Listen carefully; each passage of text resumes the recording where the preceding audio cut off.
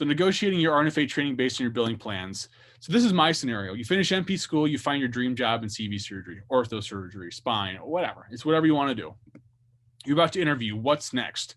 Well, obviously get your ducks in a row, right? But the big thing here is when you are, whatever timeline away from actual graduation, make the relationship really known that you're one, interested in a position in the healthcare system.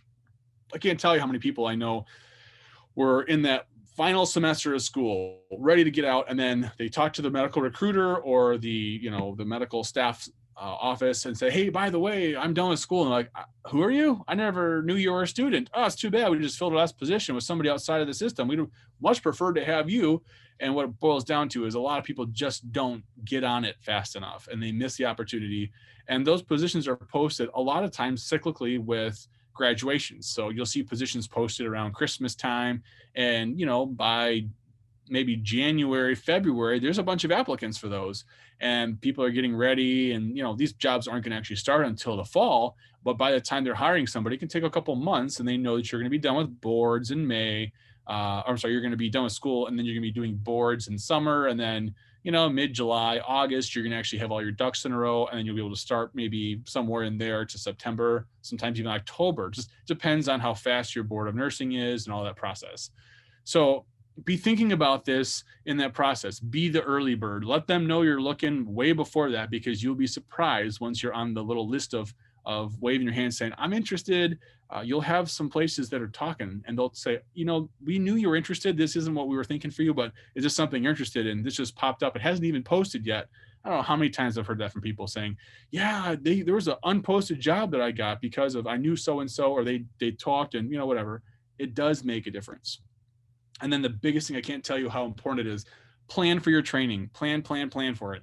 Because if you know that the role you want to be in is above your pay grade as far as your training, one, you can spend your own money to go get the training, which is fantastic for them, more likely to get hired.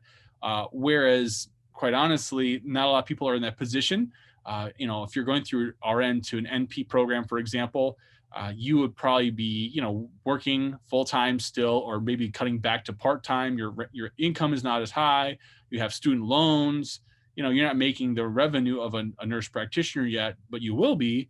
And that's not a great time to be putting a financial investment forward. So one of the smartest things you can do is negotiate that into your starting salary, with the caveat that you'll stay for a couple of years. Say, "Hey, I get it. There's a vacancy. And anytime there's a vacancy, there's a backstory of saying, why did they leave?" And if you can say, "Look, I know the last two people left within a year. I was here. I was working with the same patients, and I get it. I understand that that's probably a sticking point. You want somebody who's going to be here for a while. I'll give you 3 years in exchange for this, or I'll give you 1 year, whatever it is that you want to negotiate." I guarantee you'll be far more likely to get your hospital to pay for you going through a program like NIFA if you let them know on the front end. And that's what I did. And fortunately, because I had that conversation with them, they hired me, and then they planned for it in the next fiscal cycle. And it worked out just fine. And I know people that have since been in that situation. They didn't bring it up in their job interview, and they didn't get it paid for because they didn't ask for it. And when you talk about things that you can negotiate for, you can't always negotiate your salary as a new grad and typically assume that you won't be able to.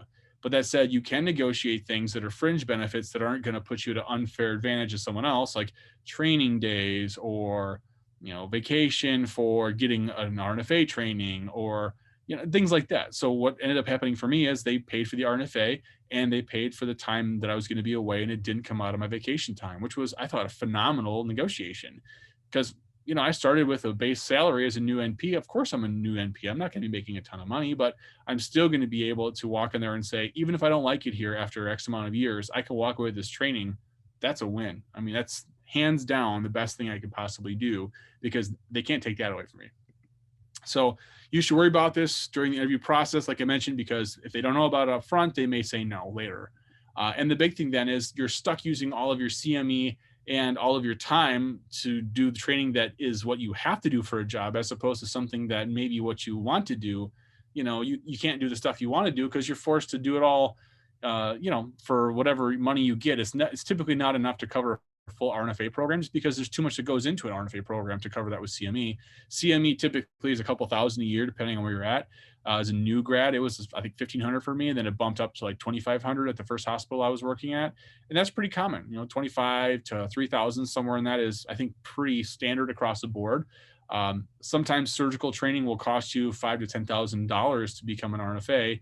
All said and done, hotels and flights and time away and the actual course, there's just a lot of money that goes into training you. So you have to be thinking about that. It's probably safe to say put $10,000 away for this training, and that's something you may even say, okay, well, for the first year you can take out X amount from my salary to get me that training, because you would rather get the training and the value of that doesn't go away, and say take that out of my salary, because then I can always see my salary bump up after that year. And that's pretty common to do too. So again, the hospital doesn't see, let's say, $10,000 as anything more than a drop in the bucket in the grand scheme. But the course is much less than that to go through by itself. And maybe you've already gone through it. You've already been in the OR, it can be less than that. For a $4,000 or $5,000 investment on your time, if you buy a course, then maybe it's cheaper. But my point being is, be thinking about this when you're negotiating. This is a very common thing to negotiate that they tend to be cool with, because you need this to get the job. You need this to be able to actually bill for what you're doing or to get credentialed in the OR. So, these are things that are pretty important to, keep in mind. And yes, CME means continuing medical education. I apologize. CEUs, CMEs, for physicians, it's CMEs, and for NPs, it's usually considered a contact or a CEU. But that said, everyone's a little different in that. Depending on where you go, you'll see different terminology. Training takes time and money is also my point there. It's not just one, it's both. You're gonna have to spend time away, and it's a bigger deal. So all that to say, myself as an example, it worked out well for me because I was proactive, and that seems kind of like, ooh, you're gonna throw that out there in the initial interview.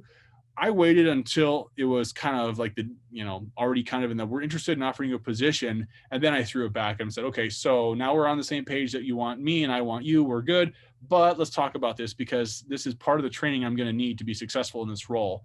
You want me to be successful in this role, don't you? And they're like, well, yeah, well, sure. Okay. Yeah, no problem. So we'll do this. So I gave them the packet of the info from NIFA, signed me up that day, got me in the system. And then they bumped me back a year and said, sorry, we don't have money for it this year. We'll do it next year. Again, once you got the yes, you got the yes, you can always move forward with it. And that's the biggest thing. So always consider that as a great opportunity to have them pay for it if they're willing to.